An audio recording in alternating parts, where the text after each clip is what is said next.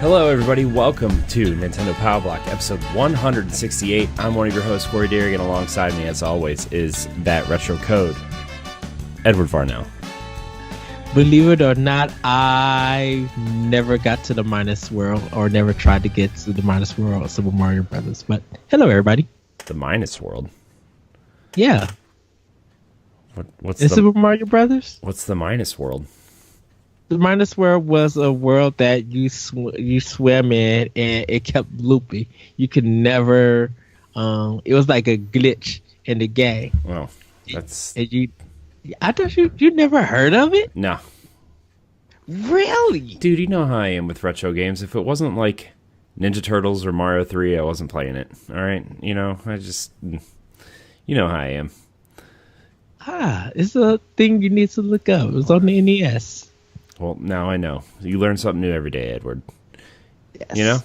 You know? Speaking of learning things, before we get into the show, I'm really happy for the X Game Informer guys. They're starting their own thing, and it's kind of reminds me of like an Easy Allies situation where, like, you know, they lost their jobs and that was just a terrible thing, and they started their own thing, and now they're starting Min-Max Games. That's awesome. Yes, awesome. I know. I'm really happy for them, and you know, it's a cool thing. I got kind of re-inspired today. I mean, last week I kind of was, but when we were talking about all that stuff at the end of the show, and you know, I got excited, but then all this crap was happening with my computer and stuff.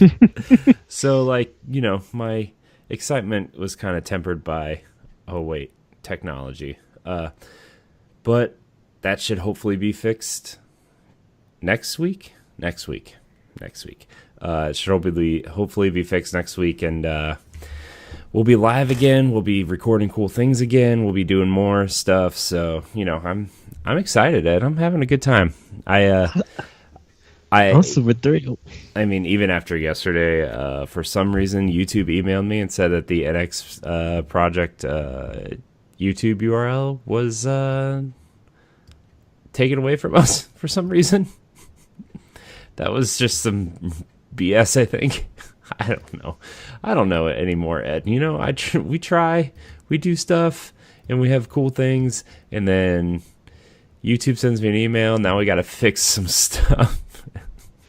But what I did do, though, was I moved all the stuff from my personal YouTube page, the Corey and HD YouTube page, over to the NX Projects YouTube page. So, you know, Nintendo Pow Block's there. The Nintendo Pow Block Retro Game Show is there. Some Let's Plays that Jesse and I have been doing, and you know, some other things are there. So, you know, it's all in one place, and it's good to have everything in one place, you know, as we work towards what we kind of talked about on last week's episode and moving forward with some stuff, and you know, just trying to get everything in one place and ready to go for us to do that. So, but besides that, how are you, Ed? How's your day? How's your things? How's life? Fitting into my miniature position, getting was concerned about some stuff that I'm like, I know I did right, and it kind of boggled my mind. And I kind of feel like you in the sense, Corey, where when something is on your mind, and it boggles your mind and it bothers you, because you know that you did something right, and it's just not, you know, you're not sure what went wrong. And I got my answer about something Wednesday, and was super satisfied, was super happy. And now I feel better. I feel more enthusiastic. It's still just learning the stuff, but like I feel like I'm in a good place. And then I got some news for you after we record. I think you'll actually enjoy this. Oh boy. Should I be concerned or excited, or both? I think you should be excited. Oh boy. You literally should be excited. Oh no. Okay. speaking of excitement, let's get into this housekeeping. If you're new to the show, welcome to Nintendo Pow Block. Each week, Edward and I get together to talk about Nintendo games, news, analysis, rumors, and other shenanigans. You can find Nintendo Pow Block on YouTube, Spotify, and your favorite podcast app on Saturdays at 7 a.m. Eastern. We are also going to be streaming live on Mixer once everything is fixed, but we'll give you more details about that later. You can follow us on Twitter at CorianHT713, that's me, and you can follow Ed at That Retro Code, and check out our other podcasts and content that we've been putting up on the YouTube page. I'm updating the website, so hopefully that will go well. And yeah, that's housekeeping. We're also going to announce our November giveaway, Ed. We're gonna do our first Nintendo Pow Block giveaway since we've been back. I'm very excited about this one. So, as you know, Ed and I like to give away games sometimes, and we kind of want to make this more of a regular thing here on Nintendo Pow Block. So, we're going to announce a giveaway. We're giving away a digital copy of both Pokemon Sword and Pokemon Shield. Yes! You can enter up to 4 times by each of the following. Screenshot your podcast subscription, review and rating on Apple Podcasts or Spotify. 5-star reviews are preferred because it helps with discoverability. An NX YouTube subscription and Mixer follow. Then send us an email of your screenshots to nintendopowblock@gmail.com and tell us where you listen to us and what you like about the show. The winner will be drawn on Thursday, November 13th, so get your entries in. So, like I said, you can enter up to 4 times. Each of those things counts as an entry. So if you screenshot the podcast subscription, that's 1 entry. The review and rating on Apple Podcasts or Spotify, that's a 2nd entry. An NX YouTube subscription, that's a 3rd entry. And then a Corian HD Mixer follow. We're going to try to figure out what we're doing with Mixer specifically with the future of our shows. So just stay tuned with us. We'll figure it out. But you send us an email with all the screenshots attached, and then tell us where you listen to us and why you like us. So the winner again will be drawn on Thursday, November 13th. So you get your entries in, and hopefully we'll be up live because I want to make that announcement live and get the winner their digital code so they can start playing it that Friday. So yes. Yeah, or wait, Thursday, November 13th. That doesn't make sense. I think the 14th is the Thursday. So, my bad. Whatever that Thursday is before the game comes out, I think it's the 13th or 14th. So, yeah. Yeah. Yes. Ooh, what would you get, sword or shield? You'll have to answer. Me, I'm getting sword, or I'm getting shield. Oh, I'm getting both. So Well, my sword versus your shield. That's fine. We will battle. That's fine. Ed, you playing anything interesting? You playing any games? Yes. So I've been playing Graceful Explosion Machine. Oh boy, that thing. Yes, and I've been getting my tail kicked. Trying to get my score up. Once again, getting back into the groove of that game. Played a little bit of Luminous Remastered, like just having a good time with that. I really need to put my headphones in it and like listen to the soundtrack because I love the music of Luminous, but I've never really got a chance to sit down and like go track by track hearing this game for it. Played a little bit of Sengoku 3. It's an SNK beat 'em up for it. Been playing a little bit of Contra, the Japanese version of Contra 1. Enjoying that. But I've been digging my time into Ninja Clash of Carrots. And this is like an automatic runner beat 'em up arcade game where you're a rabbit who must collect carrots, and you get a sword and like a kind of a ninja star or a boomerang, to throw, and then you'll get superpowers and stuff. And it's kind of very jokey, very comedic. it's not. It's the controls are simple, but it does get a little challenging if you don't bring in the right sword or bring in the right um special weapon and everything. But I've been playing it at work and just like enjoying it on my lunch. Like I had this game for a while, but I never got the chance to dig into it. It looks really cool. It looks like it could have been on a Super Nintendo game. But I just like how fun and easy and kind of how addictive it is.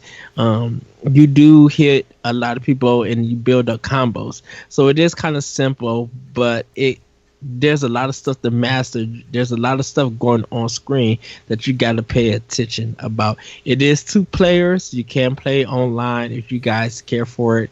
It may be on sale on the eShop, but because that's what I got it on sale. But I'm definitely enjoying Ninja and Clash of Characters. Like really playing that. I know I should be playing Zelda and Daemon X Machina. I'll be jumping in those games a little bit later. But I kind of just been trying to clean up some of my indie backlog, like get it done on my Switch and stuff. Before I head back into the big major games, because Luigi's Mansion is next week, and I want to be ready for that. Pokemon, I definitely want to be ready for that. And then anything else, because I have a feeling, due to a announced game, we may see something really big happen at the next Nintendo Direct. And will we get it this month? I think it's too late, but I think we'll have one in November. There's got to be one last Direct for us. Well, I bet there'll be a Pokemon Direct at the beginning of November, right? Just because it's coming and they always have their own. And then I'm positive there'll be one in December after the Game Awards, like they always say. You know, like they always have one at the end after the Game Awards. So I think we're good for 2 more Directs this year. Yeah, because like I think they want to get at least until March. We know Animal Crossing is like right now is their like cut off of games that we know. And they won't jump really big into 2020, maybe until February. You know, I think they'll do like the indie highlights and stuff in January, but we may get like we won't see anything big until possibly March when Animal Crossing come out for like the start or maybe February. There's usually one at the beginning of February, right, or middle of February to like say what's coming at the first part of spring, right? Like, yeah, you know, we already know the big January games are going to be Xenoblade and Tokyo Mirage Sessions, which boy, that's a tough January. I mean, like 2 huge RPGs ready to just play on Switch. Sorry, I'm trying to contain my excitement because my wife and my kid are both sleeping, and like we record this show after they go to bed, so like it's really hard for me to be excited, and that's kind of why like the last couple weeks like I've been kind of low key a little bit, and like struggling to like because like I want that intro to pop, right, and like yes, it's hard for me to keep a down-tone intro, so I'm like thinking about keeping my voice lower instead of just letting loose on the show. But there could be some changes coming real soon. Hopefully, I know we're talking about Nintendo, but Sunday we are, let's just say the show might be in a new location in a couple months. So we'll see. I'm just going to leave it at that. I don't want to jinx anything, but Sunday we're going to find out some information, and I'm very excited. So anyways, back to Nintendo Direct stuff. Like, I really think that there will be one in February to talk about March and April, and like Animal Crossing will definitely be the big one. I'm sure they will want to announce the final Smash character at some point. for season or Fighter Pass 1. I'm sure they want to get Fighter Pass 2 out there, and maybe, you know, having another character as like an incentive, the way that Piranha Plant was, right? Like if you pre-order the Fighter Pass, you get a fighter for free or something. And I think they're holding off the last fighter to the Game Awards, like this year. I think we will find out who the last fighter. Do we know all the fighter, or do we know fighters up to that point? Like, are we missing one or two? We're missing one more, because Piranha Plant is not part of it. No. So it was Joker, Hero from Dragon Quest, Banjo. Wasn't there one in between Joker and Dragon Quest Hero and Banjo though? Wasn't there one in between? Yeah. No. Because the fourth is Fatal Frame. Right. No, Fatal Fury. Fatal Fury. Terry. Yeah. Terry's the fourth one. So now we have. Okay, so there's only 5 in the Fighter Pass. Okay. Yeah, so we have one more. And so he or she or it will be the last one that we will see, probably at the Game Awards. And then maybe at the start of 2020, when they do that first Nintendo Direct, Season 2 should be into effect. Yeah. Okay. I was just trying to figure everything out and see what's happening. And sorry, I was looking it up, and you're right. So, yeah, man, I think we're gonna get that. Animal Crossing. I'm sure Gods and Monsters will be featured in something, because I know Ubisoft kind of wants to position that as a Switch game, even though you know we're gonna talk about it later. But I know a bunch of Ubisoft games just got delayed. Some Atlas is probably gonna have 2 games, or maybe 3. Well, I mean they'll have Tokyo. Aren't they developing Tokyo Mirage Sessions? Right, and then they'll have. We still haven't seen anything on Shin Megami Tensei 5 yet either. Which is one, because like they've been showing stuff in Japan, but we haven't got an update about that. And then when we get into a particular story for a game and news, hopefully another thing get attached to it, because yes, I have thoughts, because I was just like Yep. Yes. Hey, you playing anything else? No. No, not really. I've just been looking at my Switch, trying to see if anything else that I play. Nope, that's about it. Okay. Well, for me, I played a couple matches of Fortnite Chapter 2, Season 1, because that's a weird way to say that now. I mean, it's Fortnite. I'm sure there's a bunch of differences that I don't know or care about, because I don't play Fortnite that much. But I did play it on the Switch because it finally updated, and it's Fortnite. It's a new map, so that's happening. But I mean, it's Fortnite, so I don't really have anything else to say. And then, I'm looking at this huge list of games that I have to play, right? Like I have this huge list of games that I need to play for Game of the Year discussion.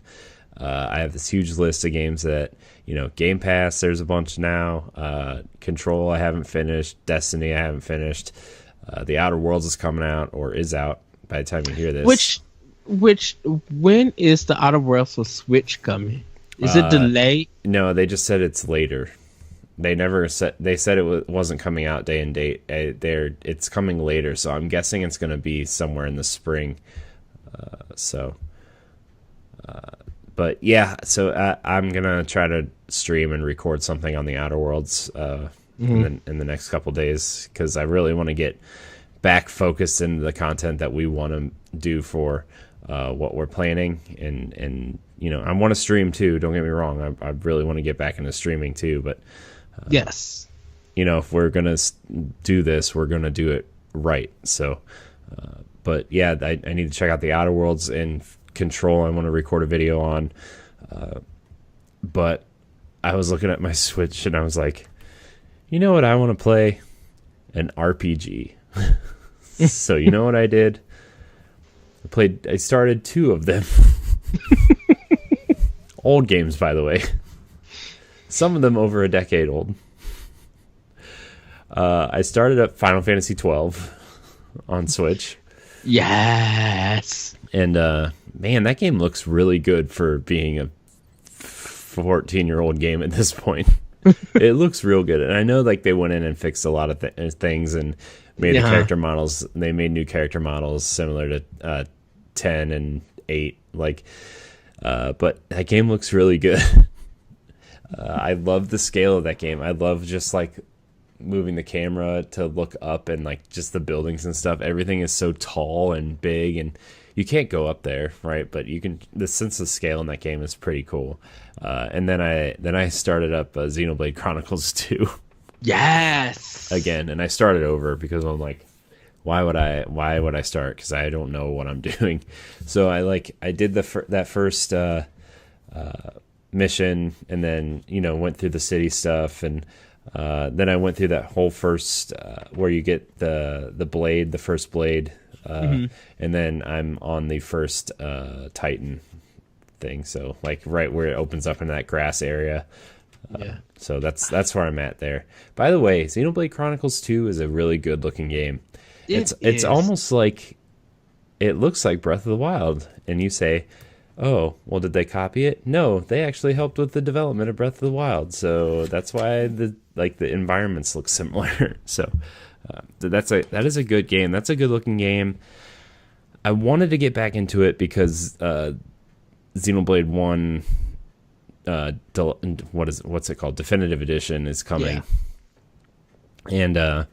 And I just wanted to get my feet wet with some Xenoblade because Xenoblade 1 is really good. I think it's I don't know if it's aged as well as people want it to, but it is still it's one of the definitive RPGs of that time, right? 2004? I think they localized it here. 2000. No, that's 2009. 2009. Yeah, because we was right. Why? 809. Yeah, because we was still available before Wii U came out. Yeah, because I think Xenoblade 1 was the first of those 3 that they ported over, right? One Xenoblade, and then Pandora Tomorrow. No, that's not it. Pandora's Box? No. Something Pandora. Anyways, it was that, and then the last story, which I hope that they take a. That needs to switch. I hope that needs to switch release because Mistwalker's still around, right? They're making mobile games, yes, right? So I really hope they kind of go back and say, hey, can we get an HD port of this? And they kind of, even if Mistwalker doesn't do it in house, because like their RPGs are really good. Like I didn't play Blue Dragon, but Lost Odyssey is like the best Final Fantasy game in the last 20 years.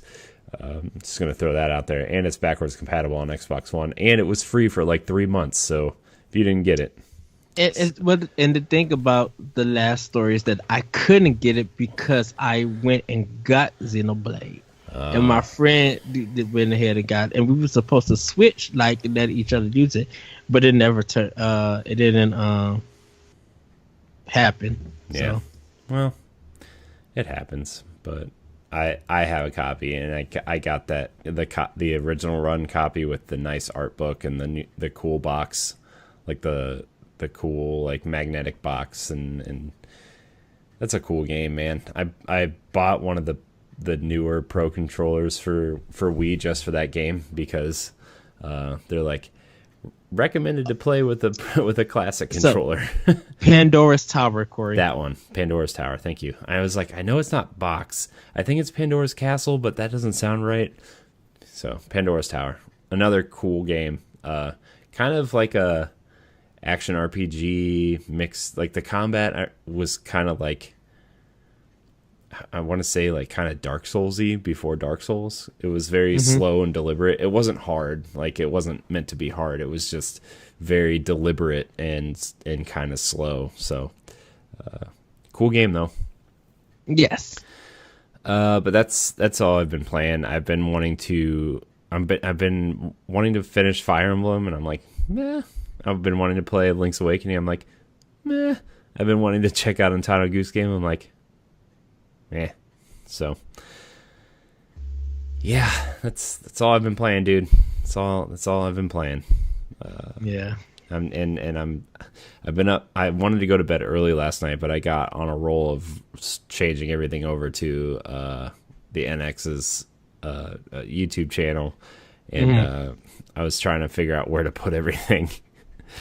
So I reopened the Nintendo Pow Block playlist over there, and I'm gonna update the website this weekend and make sure everything is kind of. I'm starting with the newest stuff this time instead of working the old stuff up. I'm gonna work with the newest stuff and work backwards. That way everybody's up to date on stuff. And I'm also gonna move the Arsenal X stuff over, so you'll be seeing classic episodes of squad goals and stuff go up in the next couple weeks. So very excited for that as well. Hey. Oh, my nose. Why is it running all of a sudden? But that's all I've been playing. So we're going to get into the news bits here. Our first story, a game I'm actually really, really looking forward to, Gods and Monsters, along with Rainbow Six Quarantine and Watch Dogs Legion. I know people don't really care about that on a Nintendo show, but Ubisoft has delayed a bunch of games because of certain games underperforming. So I'm just going to read the article here on Game Informer. During Ubisoft's financial earnings call, the publisher announced that it would be delaying Gods and Monsters, Rainbow Six Quarantine, and Watch Dogs Legion to 2020 to 2021 fiscal year. So for people who don't know, that is April of 2020 through March of 2021. Ubisoft CEO and co-founder Yves Guillemot stated the reason for the delay was to give each developer more time to craft its vision of each game. While not explicitly stated, the delays may stem from the company's recent troubles with Ghost Recon Breakpoint. According to the call, Breakpoint has failed to meet sales expectations, and the company largely blames not giving the game enough time to differentiate itself from previous entries. It is harder to generate interest for a sequel to hold on, let me restart that. It is harder to generate interest for a sequel to a live multiplayer game when prior iterations benefited from years of optimization. Consequently, we need to make sure there is more time between each iteration of live games. I don't think that was the problem, though. I think that they monetized the heck out of that game. I don't even think that's the problem. I think the problem is Wildlands and The Division, right, are two totally different games, right? And people like The Division for one thing, and people liked Wildlands for another. And I feel like they tried to make Ghost Recon Breakpoint meet somewhere in the middle, and it failed to do that. And I think people who want an RPG style game, they're going to go for The Division, and for people who want, you know, the like a stealthy kind of multiplayer romp that you just go in with your friends and take out bases. And I didn't play Wildlands enough to even know what you do in that game, to be 100% honest. You did yourself a service, trust me. But you know what I mean? Like, people want that. They don't want those experiences mixing. And, you know, Assassin's Creed made sense to go the action RPG route because it's Assassin's Creed, and I actually really loved Origins and Odyssey. They were fantastic games. And Watch Dogs seems to be doing the same thing. I haven't played enough Watch Dogs to really know, and Legion just looks like it does not interest me in one bit, to be 100% honest. I played 1 on Wii U, which was not the way to play that game, and 2, I heard from all accounts, was pretty good. But yeah, it really was good. I really did enjoy it too. Plus, I think these games are being delayed because they want to hit that cross-generation thing to where, like, you know, hey, Watch Dogs is going to be playable on all the new consoles as well as the old consoles. Or, you know, I think Rainbow Six Quarantine would be a decent launch game for new systems, you know. I don't even think, my opinion about this is that I don't think none of those games were ready at all in the first place. Plus, you look at Gods and Monsters, which is most relevant to Switch audiences, because I think I really think Ubisoft is going to try to position that as a Switch first game. Yeah. And like we saw a 60-second trailer, and that's all we've seen in that game at E3, and it was supposed to be out 8-9 months later. Well, that's not anything. That was everything at Ubisoft's E3 conference. It's just like, I mean, that was everything at everybody's conference. Let's well, be fair. Besides Nintendo. But the thing about it, it was just that. So Breakpoint they showed for Stadia, they hyped it up with the trailer and everything. And Stadia's a whole different story. Exactly. Oh man! But remember all those Stadia, features we promised? Not going to be there at launch. Remember the Bluetooth controller that every company makes for their console? Got to plug it in. I'm just like, how do you not have something as simple as Bluetooth like working? Anyways, continue. Sorry. No, you were preaching. Google Stadia is going to be questionable content. Yes. Breakpoint, people blamed on how much it was just like, you can't. The thing with Ghost Recon Wildlands was that you were able to go to different areas and find special guns for your arsenal. In Breakpoint, it sounds like that if you want those good guns and stuff, you literally had to pay for them. No, there was no answer. No, that's not. There was no answer. I mean, that's the way that it's the way that it sounds. No one said that. It's cosmetic stuff. It's everything you can buy for Breakpoint. You get you can buy a leveling boost similar to what you could buy in Assassin's Creed, and then the guns. I think everything you can buy from that store is cosmetic. I'm pretty sure. Well, it sounded like. I mean, it sounded bad because they didn't have clear messaging. I know what you're saying. Right, like this heavy monetization, like what they showed of Breakpoint led you to believe none of that will be happening for this game. Mm-hmm. Even with them doing all this collective stuff, they had no idea about this. So to throw it in at the last moment for when you actually got the game and you actually seen that, this is all this is in this game, it's not a good sign for Ubisoft, So yes, God and Monster is delayed to well then. Look, Ubisoft is in a weird spot. Like they're having their success, but their success is very questionable, and it's kind of like sitting by the sideline to watch what happens. Because even though Gods and Monsters is delayed, where is between Good and Evil 2?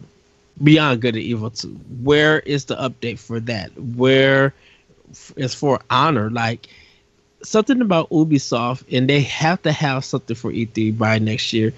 Something about them needs to change, and if they don't change it, it's not going to be good for any console with their games being on it. They're in their business plan. I don't think people are going to be interested in wanting to play or buy any of their products. So it's good. If they need to work on these games, go ahead and work on them. Do the cross generation stuff if y'all need to. That's good and dandy, but just heavy monetization, I really think that they're thinking of, we can't put this in because this became such a big newsworthy story. This really led players off from buying our game. Mm-hmm. So we'll see. Yeah, we'll later see. We'll see. I think games getting delayed is good. I think a lot of it is Ubisoft knows these games aren't going to be up to snuff, and they're going up against like the Final Fantasy VII remake and Cyberpunk and Avengers, which are maybe not games we're looking forward to specifically, but a lot of people are looking forward to certain games in that genre. So plus there's a lot coming out next year for Nintendo fans to enjoy anyway. So yes. Speaking of games for Nintendo fans to enjoy, Tencent is reportedly hiring Switch port specialists. Part owners of Fortnite and PUBG are also working with Nintendo specifically. This comes from Nintendo Life. It's fair to say that a giant Chinese conglomerate, Tencent, has its fingers in a lot of pies, video game related and otherwise. The holdings company owns stakes in a large number of game companies across the globe, including League of Legends developer Riot Games, Epic Games, Activision Blizzard, and Ubisoft, just to name a few. They also brought huge MOBA Arena of Valor to Switch last year. According to Daniel Hamad, a senior analyst at Nico Partners, the company is on the lookout for a game developer with experience porting games to Nintendo Switch. You can read Ahmad's tweet below. He just says Tencent is hiring a game dev to specialize in porting titles to Nintendo Switch. Tencent previously ported and launched Arena of Valor on Switch. More titles could be on the way, blah, blah, blah. And then there's a screenshot of a lot of Chinese text that I'm sure has been translated a few times. So, Nintendo is currently working with the company to launch Switch and localize games for China, and Tencent has also been looking to acquire more studios in addition to the many it already has in its brimming portfolio. So, could be seeing some games being ported to Switch from the developers owned by Tencent, I guess. So, I don't know. I think Tencent is looking, because they own Riot Games fully, the League of Legends developers, and I almost put it in the notes here, but I didn't. It's not really something I think we need to be concerned about yet, but Riot did just celebrate LOL 10, which is League of Legends 10th anniversary, by announcing their free-to-play card game, which would probably be a hit on Switch. They announced a hero shooter called Project A, I think, and it's Counter-Strike meets Overwatch, and a fighting game, Project L, which is a fighting game probably featuring League of Legends characters, amongst other games.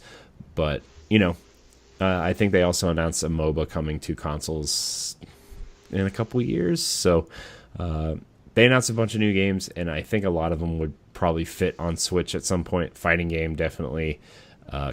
Card game, definitely. So maybe they're looking to kind of go that route with it. But what do you think, Ed? What do you think about the Tencent stuff? I think it's good if this is the only way to get Switch into China, and people are willing to, play those games and give it a try. I think this is a good way.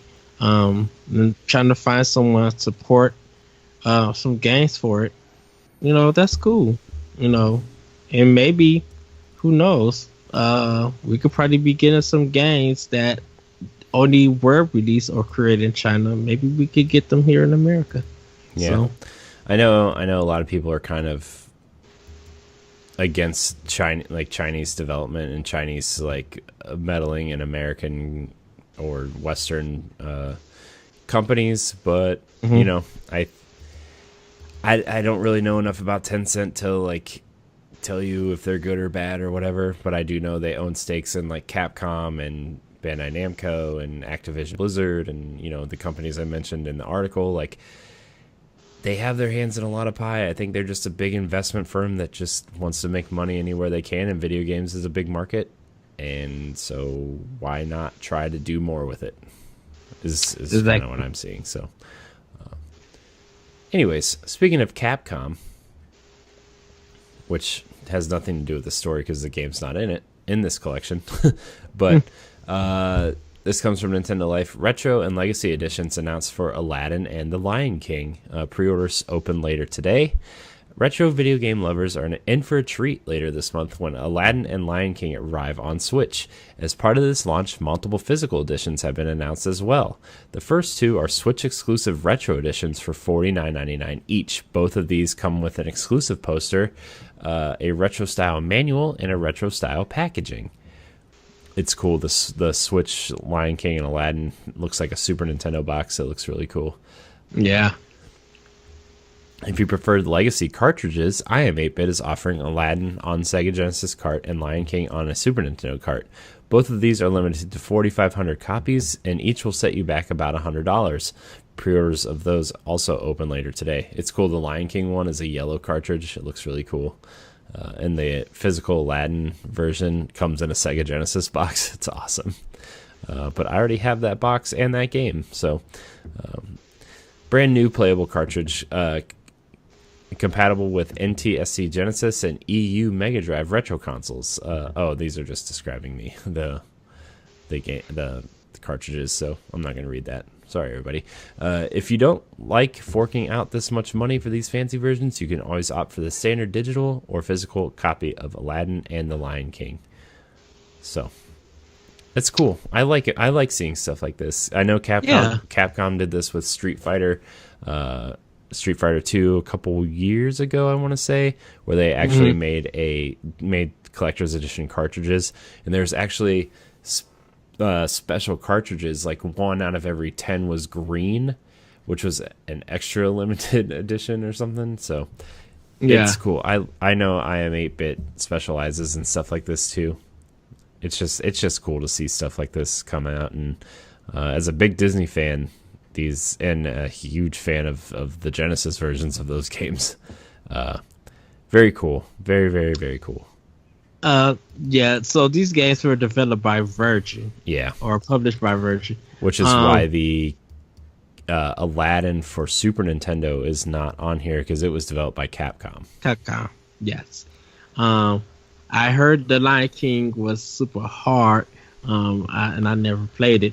Oh, the Lion King is super hard, dude. The level, I just can't wait to be king level. Oh, jumping on those animals and trying to guess which monkeys to jump to, because if you jumped through the wrong rings of monkeys, they would throw you in the water and you'd have to start over.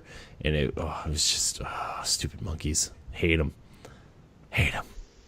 So yeah, but I think I like that they're doing this kind of collection. I don't really go for those games because Aladdin to me was like kind of perfect on Super Nintendo. But like I think if these games were like a little bit cheaper, or I'll just wait for a sale to try them out. But I think the physical edition's only $30 for the basic edition, like just the Switch box and the cart. Well, a game like Aladdin and the Lion King is something I'll do digitally. I wouldn't do it physically. I know because you're a big Disney fan, that would be cool for you to have. It would be cool, but I also already own them physically from when they originally came out in the 90s. So that is okay. So I don't think I will be getting those physical editions because they're just fancier cartridges than the ones I already have. Right. Now, if I was gonna do like a kind of cartoon thing, I would like Animaniacs for the Super Nintendo. Yeah. Or no, not Animaniacs. I'm sorry, Tiny Toons. Ooh, Tiny Toon Adventures, dude. Oh, that library level, dude. Oh, it was awful. Hated it. Anyways, let's move on to the next story. Speaking of classic video games, Ed. This comes from Game Informer. Relive handheld glories with the Analogue Pocket. The Analogue, the company behind the Super NT and the Mega SG Premium retro consoles, has announced the Analogue Pocket. This new handheld device follows in the footsteps of the Super NT and Mega SG systems in that it allows you to play retro games you already own natively with no emulation required, but it also adds several new features to help make this more unique product. The Analogue Pocket works out of the box with nearly 3,000 cartridges from the libraries of Game Boy, Game Boy Color, and Game Boy Advance. That's so awesome. Additionally, you can purchase cartridge adapters that will allow it to work with games from other handheld system libraries like Game Gear, Neo Geo Pocket, and Atari Lynx. Dude, have you seen the look of this console? Yeah.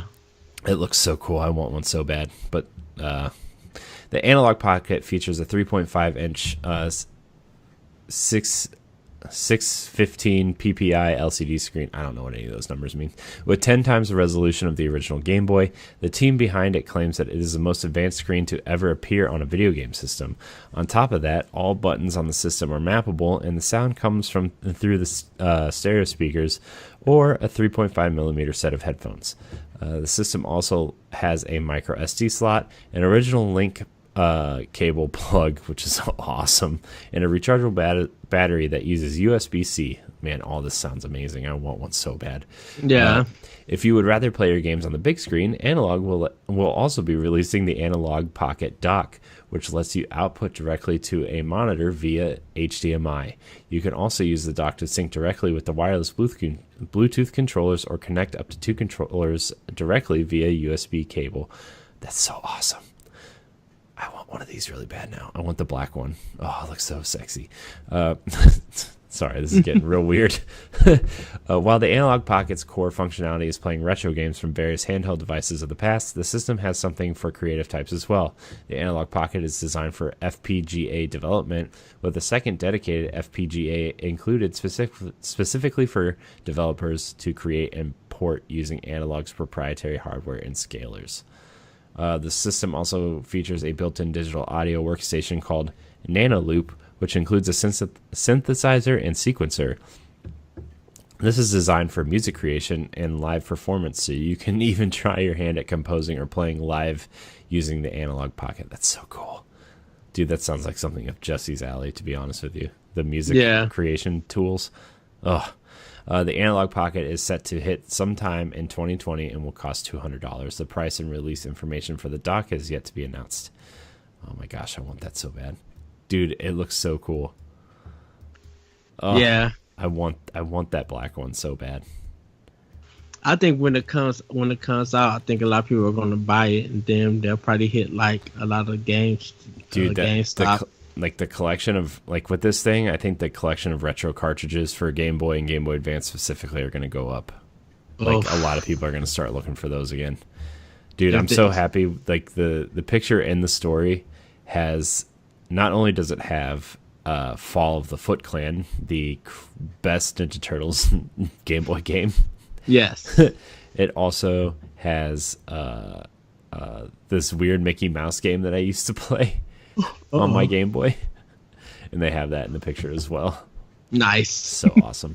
So but the Analogue Pocket for you retro handheld gamers is coming to you soon for $200. It's so awesome. I want one really bad.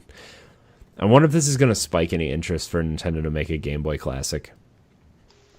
I mean, not that it's like the same thing, because I think this is more for retro cartridge collectors more than like, you know, whatever, more than like the people who buy that, like you know, people buy this Super NT and those Retron boxes to play their carts that they already own, right? Whereas I think, you know, people who buy the SNES Classic or the NES Classic are people who just like, oh, I want to play those games once in a while, but I don't really collect, you know.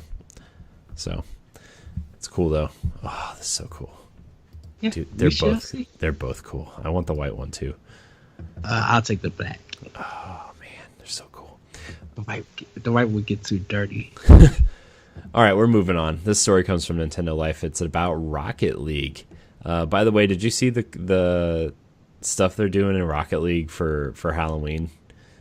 Yes, they're doing a cool Stranger Things crossover, which I'm not really into Stranger Things, but like it looks cool with what they're doing. But anyways, the original Rocket League DLC packs are being added to the base game for free. The update is rolling out before the end of the year. In the latest news post, Psyonix has revealed that it will be adding all the original DLC packs in the base version of Rocket League at no additional cost. This includes Supersonic Fury, Revenge of the Battle Cars, and Chaos Run DLC pack. Following an update before the end of the year, everything included in the Supersonic Fury, Revenge of the Battle Cars, and Chaos Run DLC packs will be automatically available for all Rocket League owners. In other words, all owners of Rocket League will also have access to Dominus, Takumi, Scarab, Zippy, Ripper, and Grog. Those must be cars that you can play as in Rocket League. As a result of this, the 3 DLCs will no longer be available to purchase. Rocket League Game of the Year Edition will also no longer be available because it includes these 3 DLCs. If you purchase this content after October 1st, 2019, you'll be eligible for a refund through the respective platform. So cool if you're playing Rocket League on Switch, which is a great version of that game. Yes. You're getting some free DLC. So that's really cool. Psyonix has also confirmed the next Frosty Fest will take place in December, which is their snow-covered hockey event. So that's really cool, too. Their hockey events are cool. I like watching that sometimes.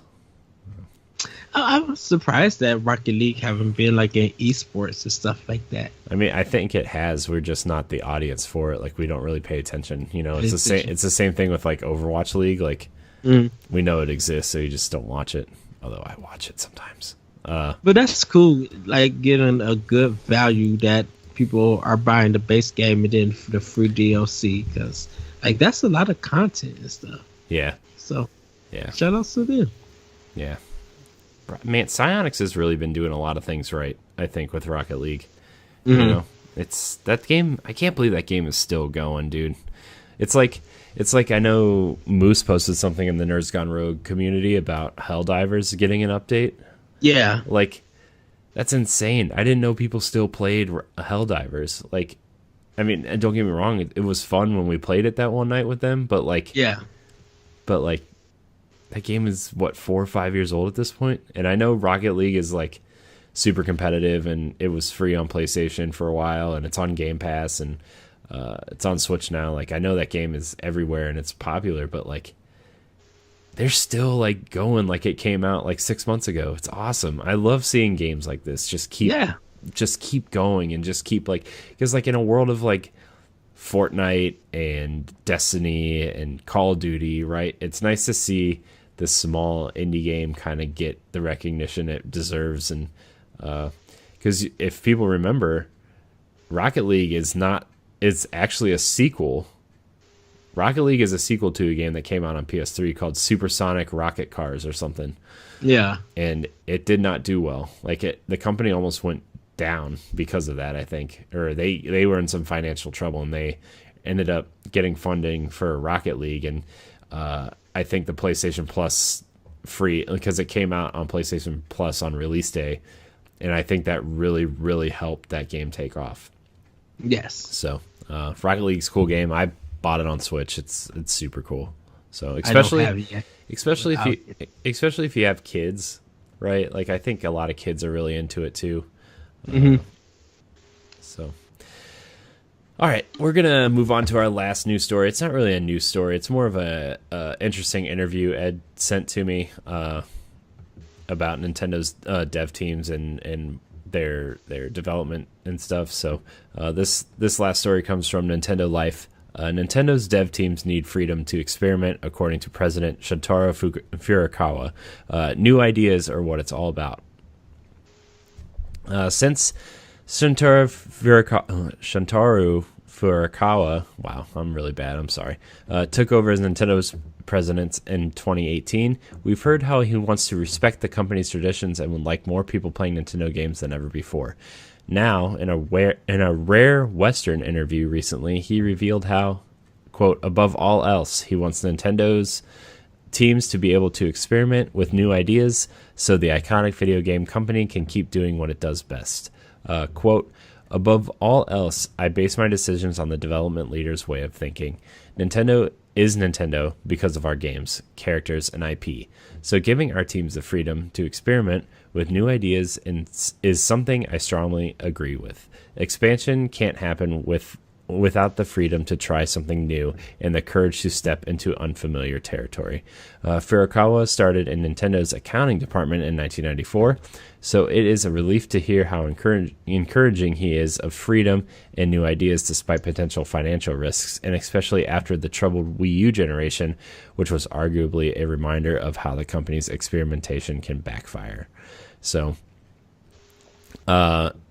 really cool to see someone as big as Nintendo. It's kind of like the same approach that Xbox is taking with their teams, right? Like it's nice to see Nintendo kind of take that verbally say that as well, right? Where, you know, we talk about how Phil Spencer bought up all these companies, or well, not Phil Spencer himself, but, you know, Xbox buying all these companies and saying, hey, we want you to have the creative freedom, you know, with the Game Pass subscription, and you know, we just want your game. We want you to make the game that you are envisioning without any setbacks, right?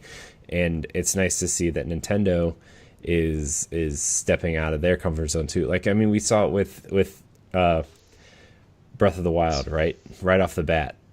That game on paper does not read like a Zelda game, right? Open world, do whatever you want. Like, I mean, it does from like a classic sense, but like not from the 3D Zeldas. Like, it was the 3D Zeldas were very linear, even though you could go into Hyrule Field and run around and explore, right? Like, there was a definitive path where Breath of the Wild, you could go wherever you wanted, you can find shrines, that kind of stuff. So it's really interesting to see this open up about this. So we kind of even seen it when Iwata was alive with Splatoon. You know, who knew that an online style game like Splatoon would take off like that? You know, bringing in these three new people that we haven't really heard of, but they're coming in and experimenting and showcasing and working on it. And I'm like, that's cool. And playing off what you said about Iwata real quick, like, you know, I know like the Wii and the Wii U and the DS were all like kind of his ideas, but I think what the Switch is now is like finally what Iwata wanted from the creations of the DS and the Wii and the Wii U, like coming together, right? Like, I know he had a very heavy influence on what the Switch was before he passed away, and sadly he didn't get to see it, you know, come to fruition or whatever. But like, his influence is in there, and to see Furukawa kind of fill those shoes in the same direction is like really comforting as a Nintendo fan, to be honest with you. Yeah. So, and it's. I actually asked one of my Twitter friends, I'm just like, do you think companies need to have failure? And Nintendo have had some, if you want to consider it as a failure, you can, with Wii and Wii U and some other things, like how people kind of laugh or really just like, this stuff is not for me, it belongs in the closet. I'm just like, ideas that fail sometimes could always resurrect to make something successful. And you know, Wii U, Wii, DS, like all the stuff that Nintendo has done, even with GameCube and N64, all the stuff that Nintendo has done with just their technology and their systems kind of led everything up to right now. And to see games and their ideas on each of those platforms still being used to this very day. You know, you could say that N64 was a failure. That's fine. But look how much Rumble played that part. Look how much the Z-targeting and the analog stick, right? Like, yeah. I mean, PlayStation launched with the original controller with no analog sticks, right? Like, it was all still D-pad, face buttons, you know, 2 shoulder buttons, right? And no rumble. And, you know, you got games like Resident Evil and Dino Crisis and games that, you know, Metal Gear even, where you had to turn with the shoulder buttons. You couldn't, like, you know, you play games like we do today, and then Nintendo introduces the analog stick, and what does PlayStation do? They make a controller with 2 analog sticks, right? And right. Rumble and you know, the Rumble pack was huge. You know, it's heavy as crap and takes batteries and dies every 5 minutes, but like that, just having that force feedback in Star Fox was awesome, because that's the game I remember getting my Rumble pack with was Star Fox. I remember the big cardboard box that was like three times the size of a normal Nintendo 64 box. And even if you look at Donkey Kong 64, when it had like the upgrade chip Yeah, that you put in, ramp, the expansion. the ramp, That's like, I mean, that's what we named expansion pack after. like who who would even actually think of that? Well, there was 32X, but like it didn't. 32X was Sega Genesis like add-on, but it didn't do how well the RAM card was. And then just even if you look at GameCube, even with it's kind of like low sales and stuff, the 4 controllers, the handle and everything. Dude, the GameCube controller is so good. Yeah, like it's crazy to even think that, you know, attaching a Game Boy Advance player and playing Game Boys on TV. But like the Wavebird, like the Wavebird itself was kind of like the first Bluetooth controller. Yeah, you know. I mean, it wasn't. I mean, it used radio signals to communicate, but it was the first party wireless controller, and it worked. Right? It wasn't one of these third party Logitech ones that worked sometimes, or, you know, didn't interfere with your TV remote or anything, right? It was the Wavebird was a great version of the GameCube controller that just worked, right? It just worked. And now we're so used to like wireless controllers, and I know hardcore people plug their controllers in to you know, have better response time or whatever, but the 99% of us like sitting back on our couch playing games and with the wireless controller. It's not like it used to be where we had to have the Nintendo sitting on the floor and be like 10 feet from the TV with the controller, right? Because like controller cords are so bad. Like I remember sitting behind, my parents had a little TV set up for me behind their couch with my with my NES and my Genesis sitting on this little 2-shelf rolly cart, right, with a small TV on it. And I would sit behind the couch really close to the TV because the cords weren't long enough to be in the entertainment center. So that's where I played my games. It was awesome. Don't get me wrong. Dude, I played all my games standing up. I had a dresser drawer, a four dresser drawer, and my TV and my Super Nintendo, Sega Genesis, TurboGrafx. All my video game consoles were always on my dresser on my little TV, and I would just stand up and play them. Well, like and that then, was the only. And then I remember going over to my friend Brian's house, and I remember they got a big TV in their basement, and we hooked a Super Nintendo up to it, and we played Turtles in Time for the first time. Like I remember this so vividly, and like his dad was like a big train collector, so he had like this huge train set behind us, and we had like the Super Nintendo in front of us hooked up to this giant TV, and we would hold up Ninja Turtle action figures. You're like, the turtles are as big as our action figures on this TV. And like, you know, we would play that, and we would play Mario Kart and you know, Mario, like Super Mario World and stuff. But like, you know, it was why, like, Nintendo's made so many innovations in the space. Like, say what you will about the Wii, but just look at the simplifying the controller sold that console. Right? Like, it's just making that controller so simple to use and understand. People understood how to use the Wii just by looking at the remote. And it was like, for me, I mean, I know you like the Wii, but like for me, like I didn't really care for the Wii because of that. But like, you can't deny the innovation of that controller and what it did for that console. Right. It got people in. That was the thing about it. It was just like, this is innovation, and this is what people can create. You know, I know people were so focused on success, but let there be some failures, because you could always learn something from them.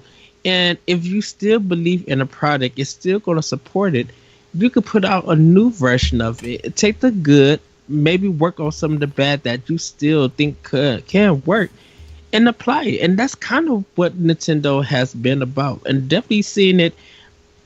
And I always talk about ARMS and stuff. Just like, it's good that Furukawa gave them to do something like ARMS. You know, taking Punch Out and taking the Wii boxing stuff, and just like mixing them together, but also make it arcadey and make it fun. Letting that be out there and giving it a chance, because it created a community. We don't really hear from them, or we don't talk about them, but it's good to read that, this is a community that was born out of something that was new, that was fresh, and something that hasn't been done in a long time, and it works. Mixing the fighter and the boxing game together. Like what boxing game can you name that has a big community besides Punch Out and Ready to Rumble, maybe? Mm-hmm. And that's Ready to Rumble. Jeez. And that's a big if.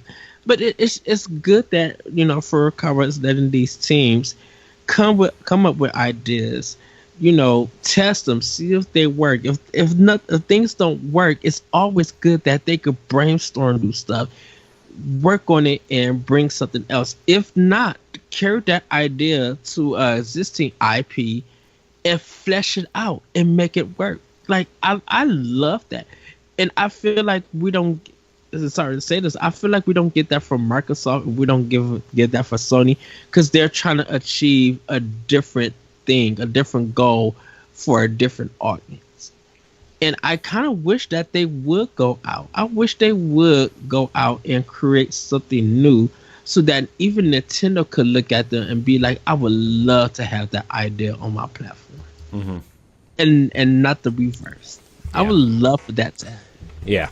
And I think just growing up with Nintendo, I know a lot of kids haven't grown up with Nintendo the way that we have, right? Like, it's just the fact that, Xbox and PlayStation have become way bigger than they were in the early 2000s, or even PlayStation in the late 90s. Like, I know PlayStation was big in the 90s, but you know what I mean? Like, kids grew up with either PlayStation or N64 or Xbox or GameCube or PlayStation 2. Like, it just wasn't the same with us growing up, because, the NES was it. There were very few people who had a Master System, right? Like, it's almost a negligible amount.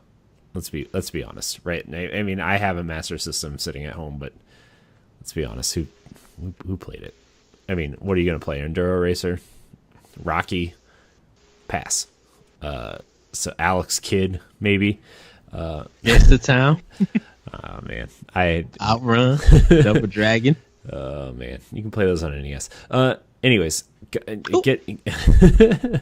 getting back to the point I was making is, like, there's so many more options now, and Genesis. I got a Genesis because my cousin bought a Super Nintendo, and he gave me his Genesis. Right, that's why I ended up having a Genesis. And then when N64 came out, I almost asked for a Super Nintendo for Christmas instead of a Nintendo 64, because of playing it at my friends' houses and all the cool new games. And I think Metroid and Donkey Kong were coming out, and I wanted to play them, and I didn't get to because I didn't have them. I didn't have a Super Nintendo, and I got an N64 instead.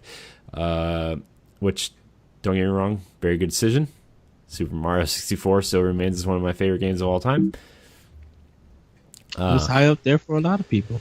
But yeah, Nintendo has innovated a lot, and I think that's why they're still around today. And it's because of at least on the console side, they've had a lot of freedom to do what they felt they needed to do. And now, seeing that reiteration on the game side is reassuring as a Nintendo fan. Speaking of Nintendo fans, let's get into the question block. Yes. Remember, you can email the show at nintendopowblock@gmail.com with your question. Of course, we are changing the way when we finalize everything, the way you interact with the show. But for now, you can email us at nintendopowblock@gmail.com or look for our question threads on our social media. Thank you, Ed, for putting the call out while I was bathing my kid. Our first question comes from Ashley Davidson. She says, "Do you think Nintendo teams have the creative freedom to create the games they want to make? Who's your favorite Nintendo developer?" Well, I mean, Ooh. that is I mean, we kind of answered the first part of this question already. Like, I think Nintendo does have the creative freedom because the original creators are still running the show. If Miyamoto and Anuma and Iwata up till his passing. Like all these guys have been around since the NES, right? And they're still running the show because of how creative they were. And I think letting them, like you brought up Splatoon earlier, right? Yes. Letting them have the creative freedom to make Splatoon was a huge risk, especially on the Wii U, right? But look how well it did, and look how well Splatoon 2 is still doing to this day, right? Like, it's still in the top 10, Nintendo releases since the Switch has come out. And so look at ARMS. Look at the risk they took on ARMS, and it sold pretty well for a new IP, right? I think it's sold over 2 million copies. And don't get me wrong, you have some busts like 1-2 Switch was not great, but you did have Snipper Clips, right? Like Snipper Clips was a huge success for Nintendo, and that developer, I can't think of the developer's name at this point, but I think they are allowed to be creative, and I think that's what's making the Switch so successful. They're allowed to put out games like Xenoblade Chronicles 2, right? Like that. I mean, another JRPG in this climate, like, sure, why not? We're not gonna sell 1 million copies, but then you do sell 1 million copies. You sell almost 2 million copies. You take a risk on rebooting Mario Party, and look how well that did. Mario Kart 8 is adding gravity to Mario Kart was probably a big risk, but they did it, right? Making Zelda an open world action RPG was also a huge risk, but they did it, and it's now the best selling Zelda game of all time. So, I think they still have the creative juices flowing over there and doing what they want. Dude, speaking of, look at Pikmin, right? That game is a weird game, right? You throw little bugs at spaceship parts and carry them back to your spaceship and build a spaceship. Who would have thought that would have been successful, right? So, Ed's focusing on something. Again, the list of Nintendo developers. But I think it's good that you mentioned. Oh, what? Sorry, go ahead. You mentioned Pikmin. Something that you would never like. Pikmin is a mixture of a sim game and a real-time strategy game, and Nintendo knows how to do real-time strategy because of Fire Emblem. They know that. But, like, I've never seen Nintendo do a sim game. And the way that Pikmin is, it's just like, this is my first sim game to get into. And it's like, it's really cool that, like, Miyamoto thought of this game because of a garden. Like, that's crazy. Like, little things like that to be inspired to make a game around. And it's bonkers on how well it's sold. Right. And look at the collaborations they've had too. And I know this isn't Nintendo internally, but look at the success of Mario plus Rabbids. Like, look at that creative freedom. You're telling me you want to give Mario and pair him up with the dumb Rabbids from Rayman and do a strategy, like a XCOM style strategy game on paper. You really think that's going to work? Think about it. Like, just that idea, like, give Mario a gun and team him up with these dumb Rabbids for a strategy game. People laugh at the idea, and Ubisoft laughed at the bank. Yeah, because it's so much. Like you can't. There's weirdness that Nintendo is great at, and that weirdness is successful. Like, I don't think no one would think that Mario and Rabbids. Oh, what nonsense is? Okay, I want this game. And like, look at the direction they're taking. Not just like game development wise, but like art style wise. Look at Yoshi's Crafted World. Look at Kirby and the Rainbow Curse. Look at Yoshi's Woolly World. Like, Paper Mario. Like, who the heck was doing a paper game? Yeah, Mario and Luigi. Like, I still love the art style of Mario and Luigi. Like, I love the art style of the Mario and Luigi games, and I'm sad that Alpha Dream has gone bankrupt, and we might not get one from them for a long time if they stay in business, right? Like, but that art style is really cool, and the concept of the legacy of Mario RPG, right? Like, those are cool art styles. I just can't I can't stress enough how important art styles. Like, even creative freedom. Look at Captain Toad Treasure Tracker. Yeah, that's such a weird game that they sold, and now it's just super popular.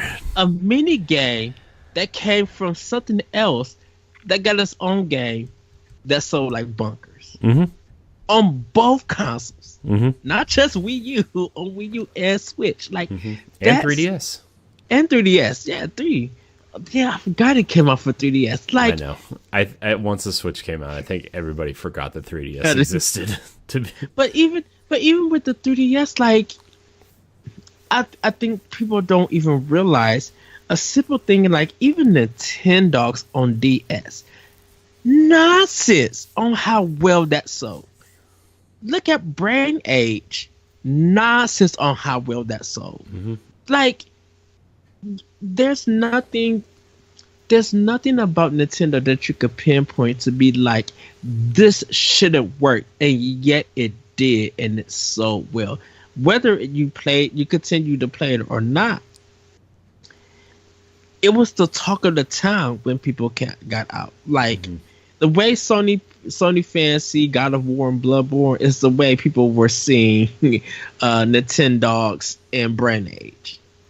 Like, $20 for Brain Age, selling like hotcakes. It was a fun game, by the way. That new one for Switch, I hope, comes over here. So, it will. It will.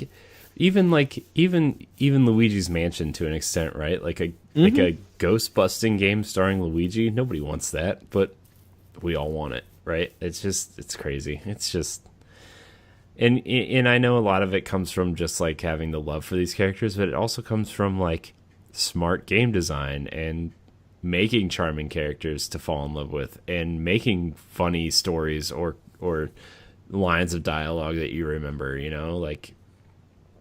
Hey, people are still playing Mario Kart GP by Namco and Luigi's Mansion Arcade from Capcom. Like, folks are still playing that.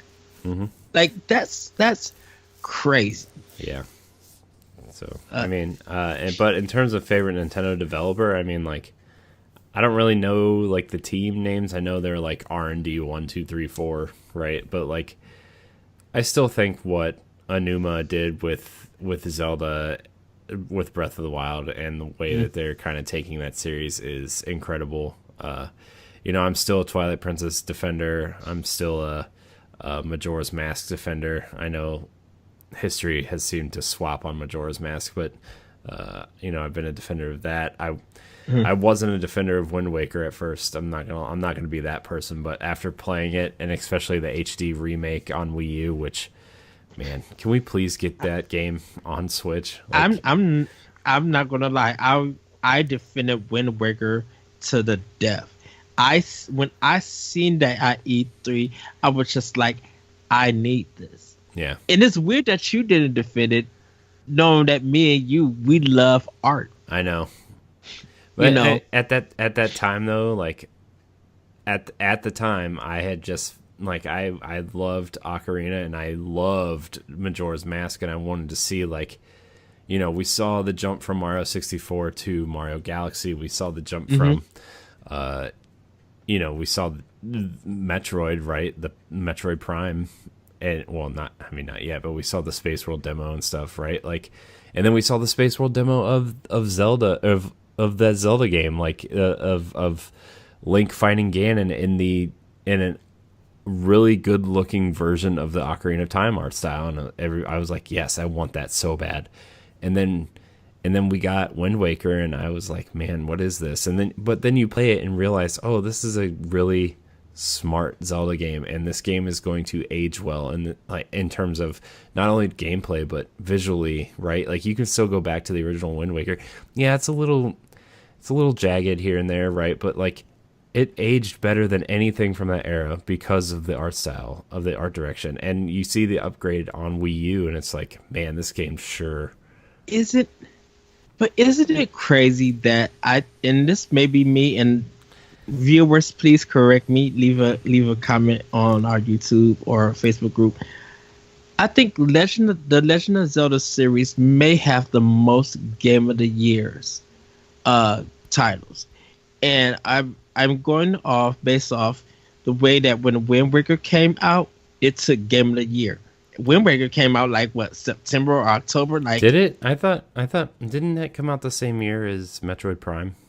Because I think those games split that year for most places. It was either for most places, yeah. But when Wind Waker came out, because it was being laughed at, when it came out, it literally took Game of the Year. I think Wind Waker took Game of the Year. Ocarina of Time took Game of the Year, I believe. Breath of the Wild, of course, took Game of the Year. Link Between Worlds, like a handheld game. I know, GameSpot gave Link Between Worlds that year Game of the Year, and something else big came out that year that everybody was like super surprised that won.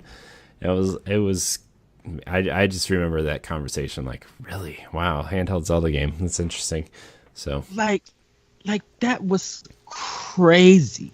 Yeah. You know? For me, quickly, I can't. Nintendo is one of the hardest companies to choose a developer for to be my favorite, because I support and love all the developers on it. Intelligent System, Retro, Monolith Soft. I mean, even the Mario, even Platinum at this point, they might as well be at this point. Pretty much, yeah. Like even when Nintendo collab, like Mercury Steam, like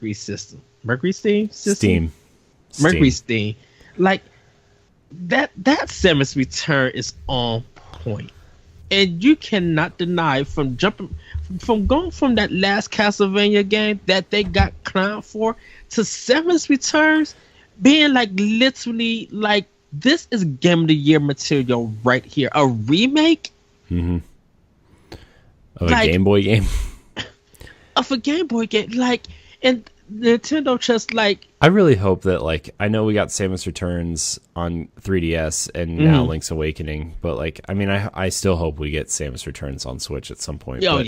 But like, I really like what Nintendo's been doing to these old Game Boy games that, like, you know, maybe they had an idea for them back then, but now they're like fully realizing what they wanted to do with that now, right? Like, I mean, you look at Link's Awakening and you're like, man, I can't believe this is the same game, but like, everything is right where you remember it, right? Everything is the same as you remember it. It's just now they have their vision fully realized, and so right, like shout out to Grezzo for like.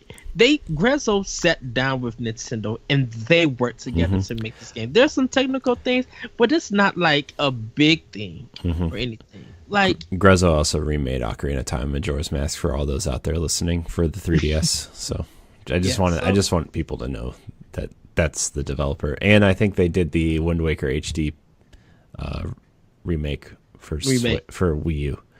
Yeah, like that's why I feel like I could probably pick something from Microsoft, and I definitely could pick something for Sony. But it's like with Nintendo, I can't pick it. I just can't pick one. Like, all of them are my favorite. Nintendo is my favorite. Just say it. Just go ahead and say it, Ed.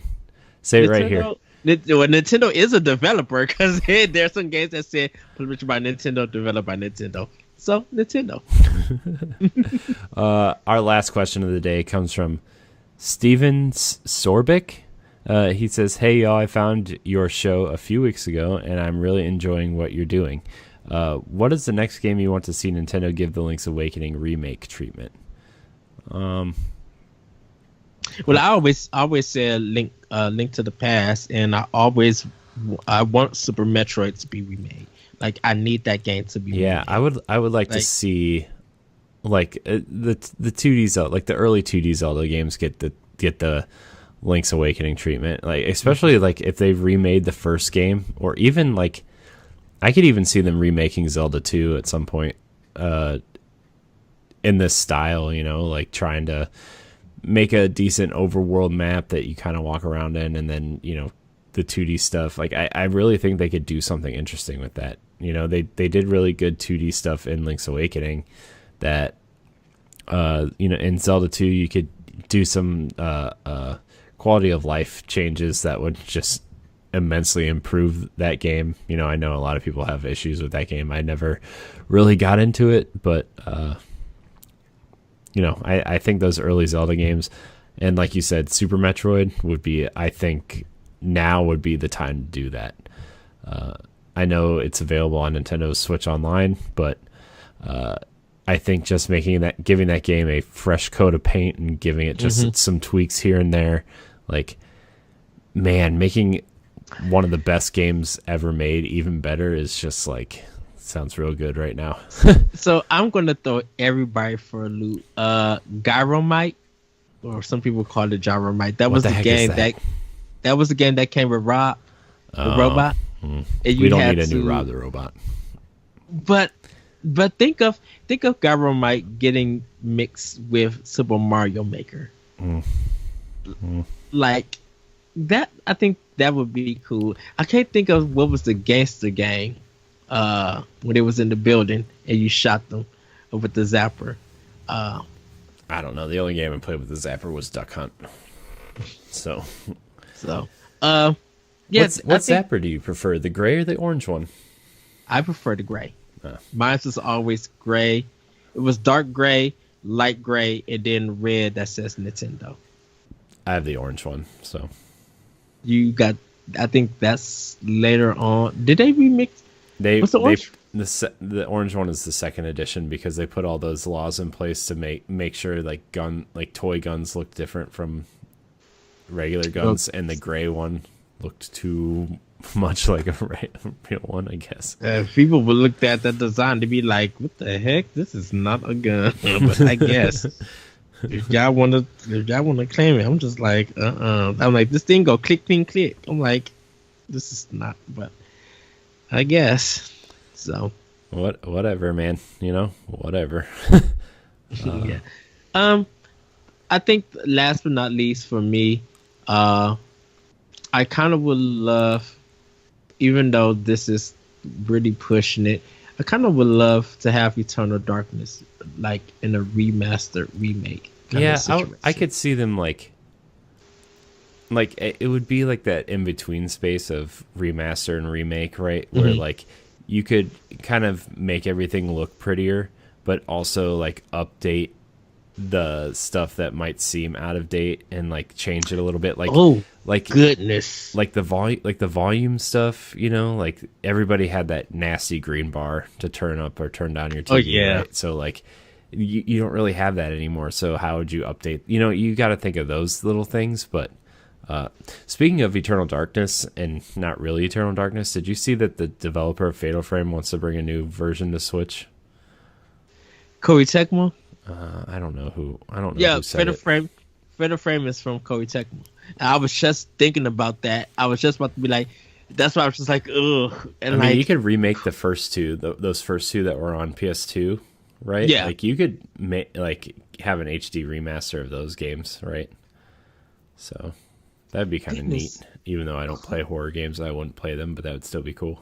Who would you give Eternal Darkness to? And I would fear giving it to Remedy. I don't. I mean, I like Control and Quantum Break, right? Like I like those games. I played Quantum Break a couple years ago, and I didn't finish it, but I want to. But I've been playing Control, and like I like that game. But I wouldn't really give it to Remedy though. I was thinking maybe, man, I don't know who you would give that to, because like you don't really need to give it to. Actually, you know who would be a great developer for it? And I know they work a lot with PlayStation, but I know they've worked on other consoles before, is Blue Point.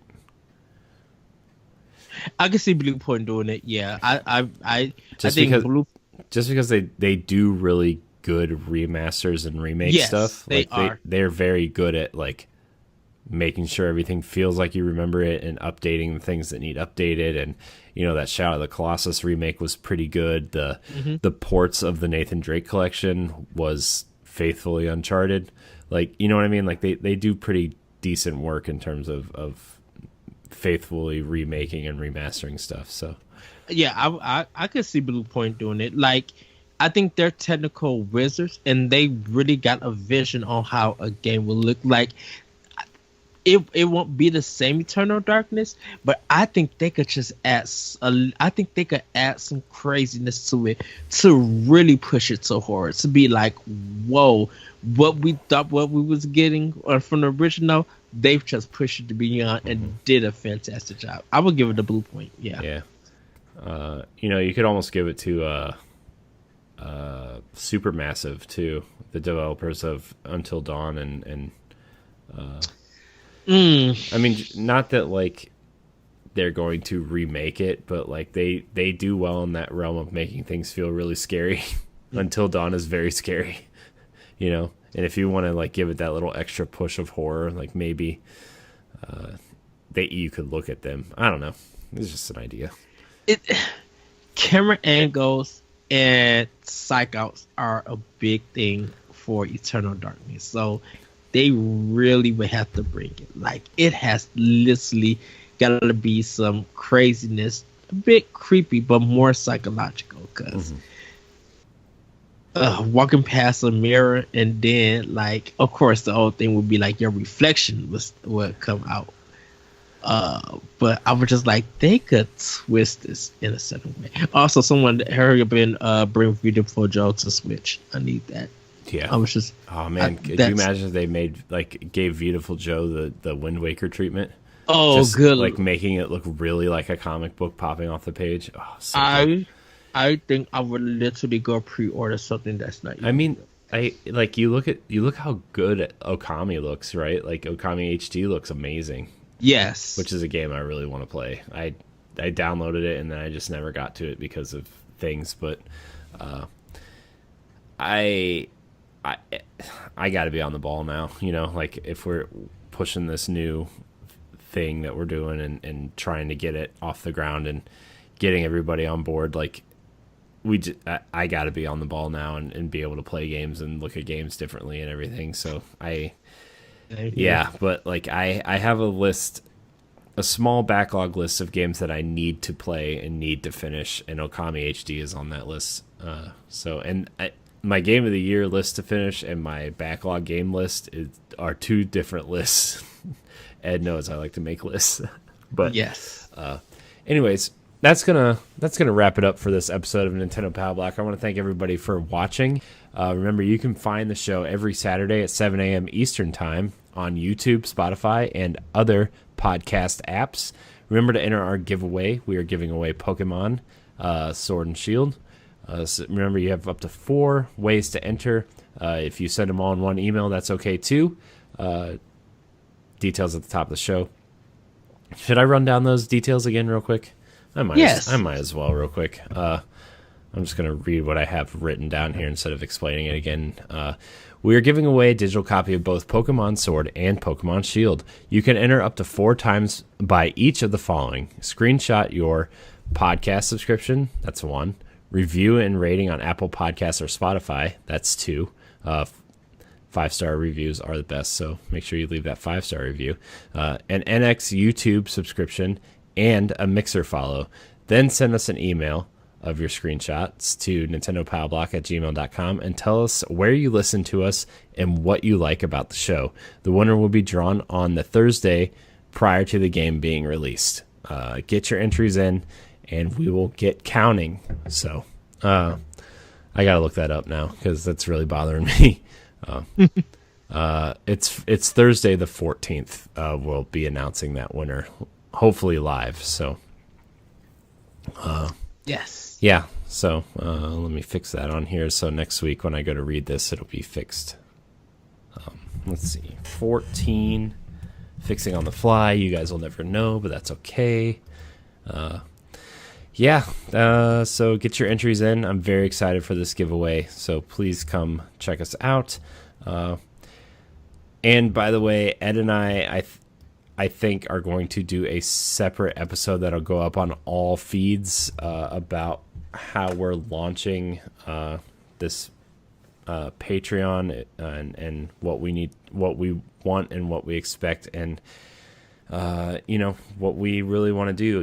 I follow a lot of Patreons, and I've been going back and forth on whether or not to do one or not, and because I don't want to be the guy that seems greedy, but I also think that everybody puts in a lot of work to these shows and what we've done over the last 3-4 years at this point.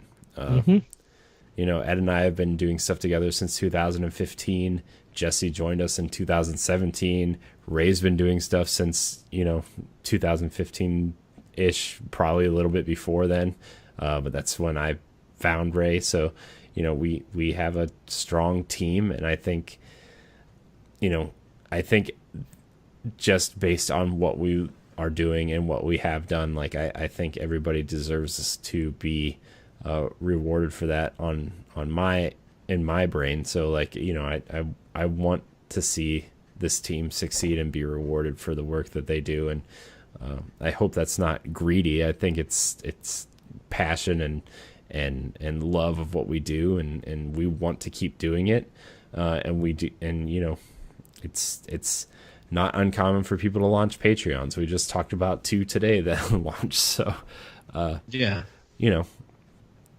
we have friends that have Patreons, and I think, I think we can do it. So Ed and I are going to have a separate episode of stuff that's going up, that'll be up on the NX Show feed and this feed, the Nintendo Pow Block feed.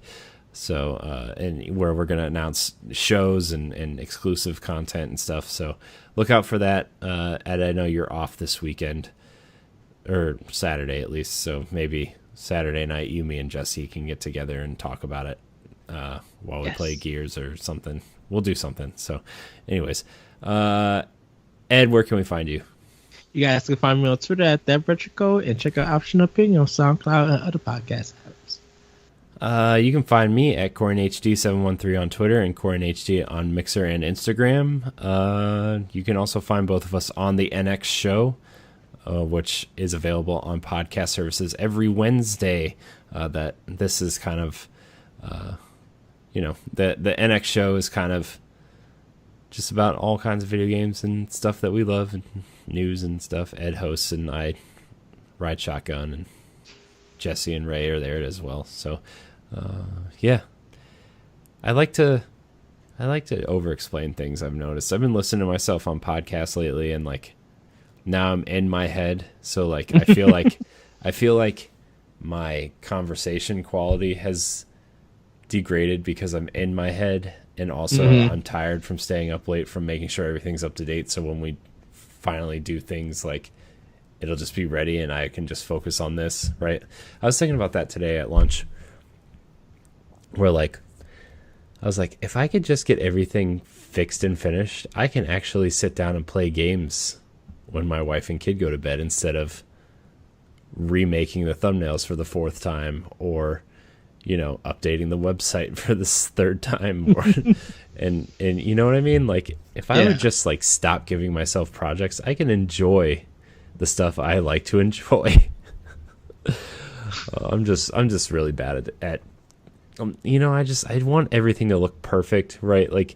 That's my downfall, Ed, is I want everything to look perfect and look good, to the point where if I see one thing off about something, I will go in and fix it, but then I realize that I have to fix everything else that came before it. So, I was looking at Nintendo Pow Block's playlist today, and just looking at all the old Pow Block episode stuff, and I'm like, man, we started at 161 with the new iteration of Pow Block. Do I want to go back and fix the other episodes? and that's not just in terms of the YouTube page. I'm like, should I make new thumbnails for the website and for the old podcasts? Do I need to do that? And my brain's like, no, you idiot, just use the old ones. But then my creative side's like, do it. So, but anyways, hopefully you like, subscribe, and share. Rate and review us on your podcast service of choice. It really helps with discoverability. I am liking the way our numbers are going. They are going up. Yes. 48% more listeners this week than last week. So I'm happy with that. And, I like the way the NX show's numbers are going up as well.